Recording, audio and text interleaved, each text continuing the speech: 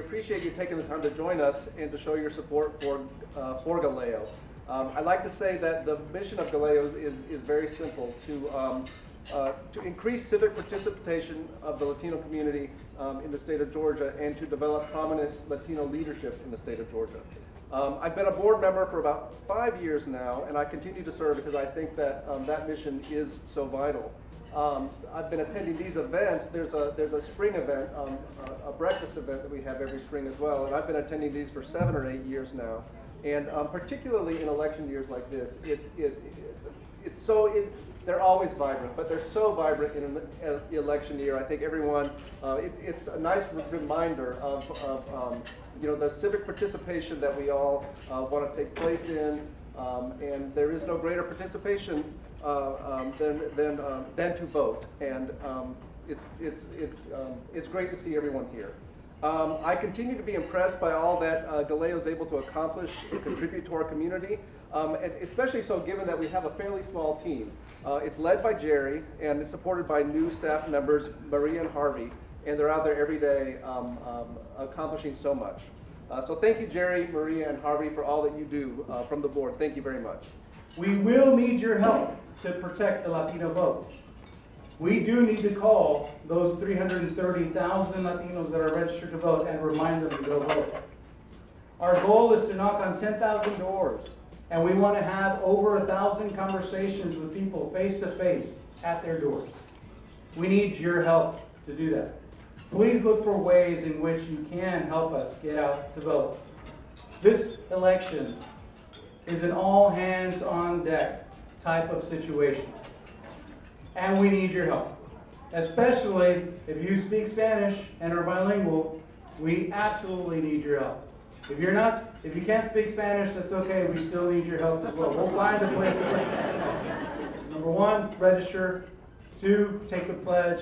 3, volunteer. And number 4, become a member or donate.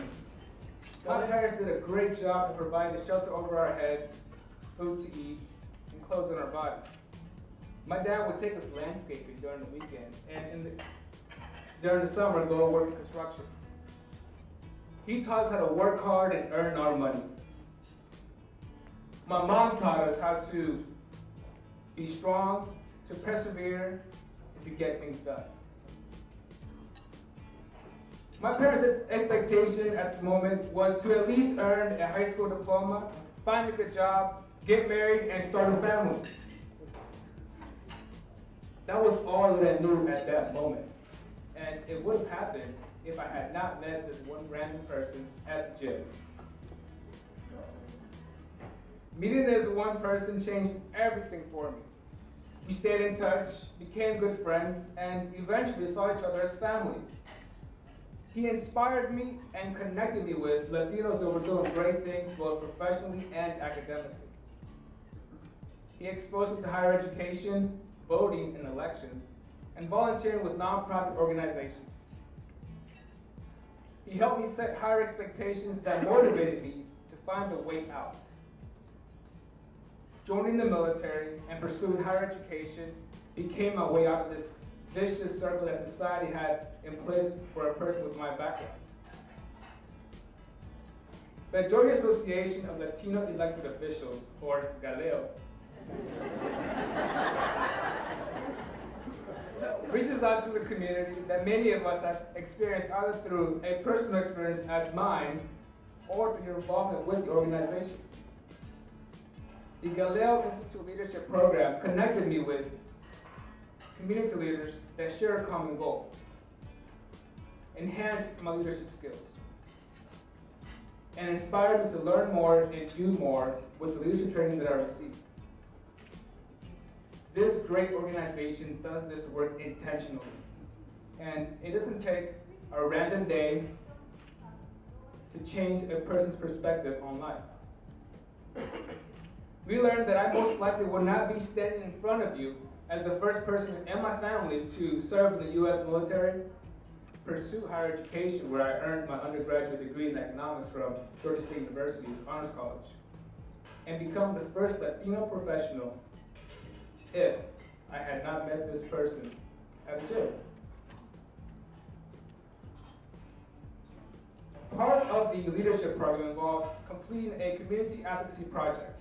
And my group and I chose to raise awareness and educate the community about DACA, Deferred Action for Childhood Arrivals. My personal experience living in underserved communities and adopting higher goals ultimately connected me with people involved with GALEO. We can perhaps agree that one of the main formidable challenges that faces the Latino community today is education. My career goal is to push initiatives that promote systematic change in educational reform and financing of education. Education changed my life, and I want others to have the same opportunity.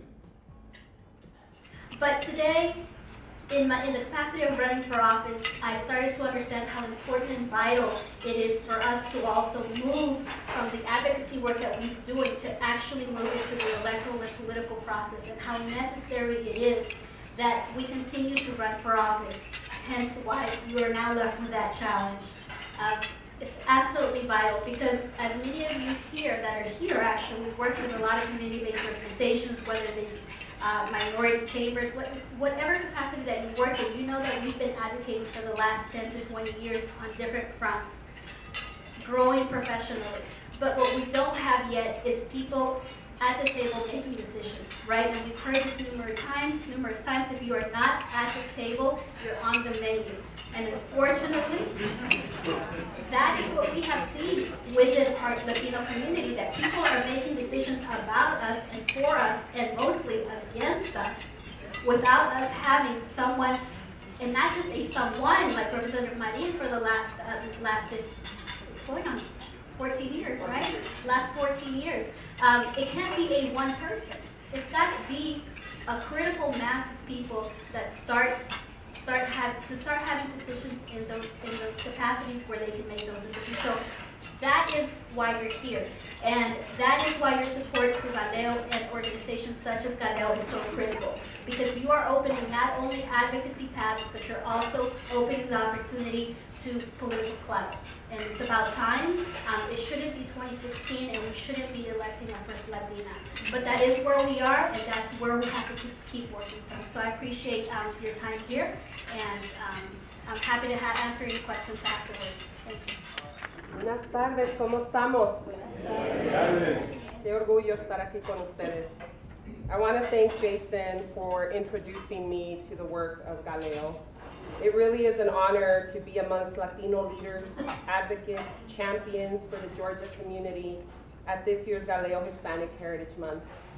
As I speak to you today, I can't help but think about the history here. This city has deep roots in the civil rights movement. It is because of the civil rights movement and the victory started here that I have had the opportunity to live out my dreams, to get an education and shape public policies that affect my community and my country, to stand before you filled with pride as the daughter of Mexican immigrants who is responsible for leading the President's Latino education agenda.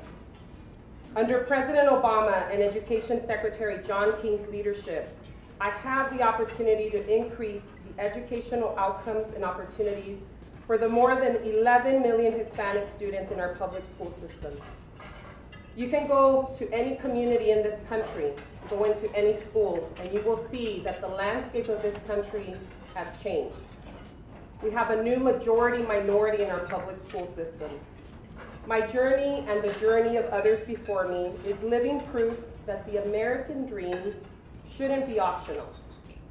Every student in this country deserves an opportunity to learn and to thrive regardless of their zip code, of their income, their race, or ethnicity. Education remains the great equalizer. Our success should not be limited to random acts of kindness or to luck. The common theme in my life's journey is that of service, particularly service to my community and service to ensuring equitable and attainable educational opportunities for students and families across the country. I believe that through education we can prepare for informed, engaged participation in the civic life of our communities. We must continue to have service at the forefront of our society's democratic value to ensure that our moral fabric is both resilient and diverse. I am fortunate enough to have learned at an early age through my experience in AmeriCorps that being civically engaged meant changing the trajectory of my life and those around me.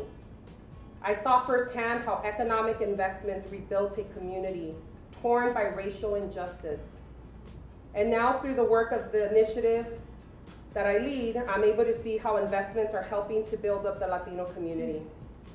Last year, the initiative celebrated its 25-year anniversary. And I tell people that it was a pivotal moment in my career. I could have taken the easy road and had a fabulous celebration, because you all know we know how to throw parties. Just had a celebration at the White House and called it a day. But instead, we issued a call to action. We asked the private sector, we asked foundations, we asked nonprofits, we asked anyone who would listen to make a commitment to action in support of educational excellence for our community, from cradle to career.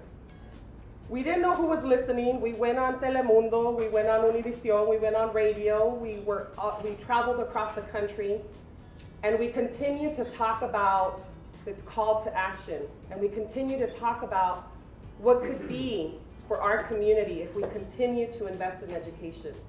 When this initiative was first created in 1990, it was at a time when we didn't talk about educational excellence for Hispanic students. It was at a time when we talked about Hispanics being in crisis. We talked about Hispanics dropping out. We didn't talk about having family engagement programs. The narrative was negative, it was deficit-based. And to fast forward and think about the investments that this president has made in education, we've aimed to simplify the FAFSA. At one point, it was harder and more complicated to fill out and complete your FAFSA than it was to fill out your taxes. So, as Brenda mentioned, it makes a difference when you have people at the table. For me to be able to share my story about filling out the FAFSA and talk to the Secretary of Education and talk to the leaders that run the federal student aid program and continue to simplify it and hopefully one day eliminate the FAFSA so that all kids will have access to financial aid, all kids will have access to higher education. And so last October, as a result of our call to action, the president announced over 150 commitments to action that came to the table. 150 commitments to action that totaled over $335 million for the Hispanic community. And this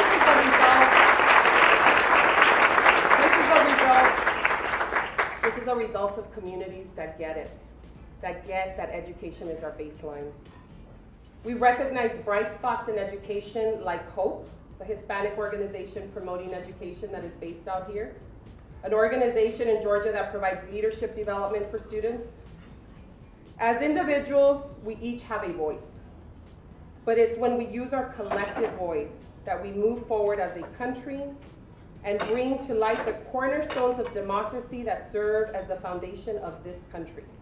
When we act as a collective voice, we can empower our communities and drive positive change. Change is possible even in the face of enormous challenges. I know that the future is bright because of the students that are going to be paving the way to be those decision makers in Washington, D.C., in state and local positions across this country, making a difference to ensure that we have a cradle to career agenda that is being fulfilled.